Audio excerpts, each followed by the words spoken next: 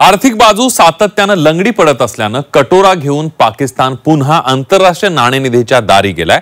नाणेनिधीनं त्याला मदत जाहीर केली आहे। भारतानं विरोध करूनही IMF न पाकला मदत केल्यामुळे आता IMF वर प्रश्नांची सरबत्ती केली जाते आहे। बघूया।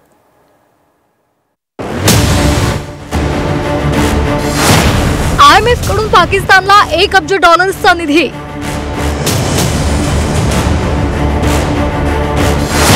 भारताच्या विरोधानंतरही बेल आउट पॅकेज।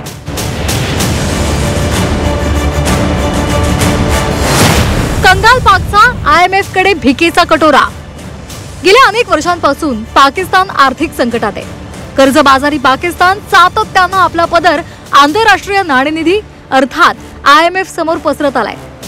IMF कडे पाकनं पुन्हा मदतीची याचना केली। याचा धोका ओळखून भारतानं पाकिस्तानला मदत करू नये अशी ठाम भूमिका मांडली। काल बैठक झाली, त्यात पाकिस्तानला $1 अब्ज बेल आउट पॅकेज देण्याचा निर्णय घेण्यात आला। मात्र भारतानं याचा निषेध केला। IMFच्या बैठकीत नेमकं काय झालं? IMFच्या बैठकीत पाकिस्तानला $1 अब्ज बेल आउट पॅकेज जाहीर झालं। त्याआधी मदत द्यायची की नाही यासाठी मतदान झालं। IMFशी संबंधित पहिल्या 10 देशांमध्ये भारतच नाव आहे, मात्र वेटो पॉवर नाहीये। त्यामुळे विरोधात मत देण्याचा पर्याय नाही, त्यामुळे भारत मतदानापासून दूर राहिला। परिणामी निकाल पाकिस्तानच्या बाजूने लागल्यामुळे IMFनं निधी मंजूर केला। मात्र भारतानं याचा निषेध केला। पाक दहशतवादी कारवायांसाठी निधी वापरेल, दहशतवाद्यांना पोचणाऱ्या देशाला मदत का असा आक्षेप भारतानं नोंदवला। पाकिस्तानला IMFची मदत मिळाल्यामुळे त्या संदर्भात प्रश्न विचारले जात आहेत। ही बाब गंभीर आहे असं मत निवृत्त air vice marshal Suryakant Chaphekar यांनी व्यक्त केलं। अजून तरीपर्यंत मला असं वाटत नाही की ते जाहीर झालंय।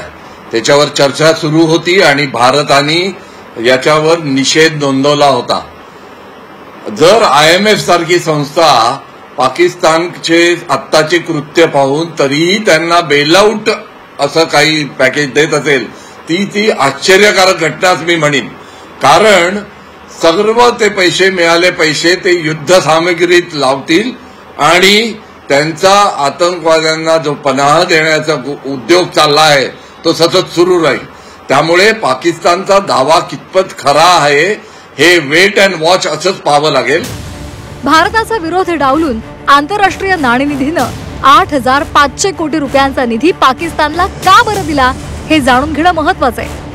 आर्थिक संकटात सापडलेल्या देशांना IMF मदत करते, मात्र मदत करताना पैसा कसा आणि कुठे खर्च करायचा याबाबत निर्बंध घातले जातात।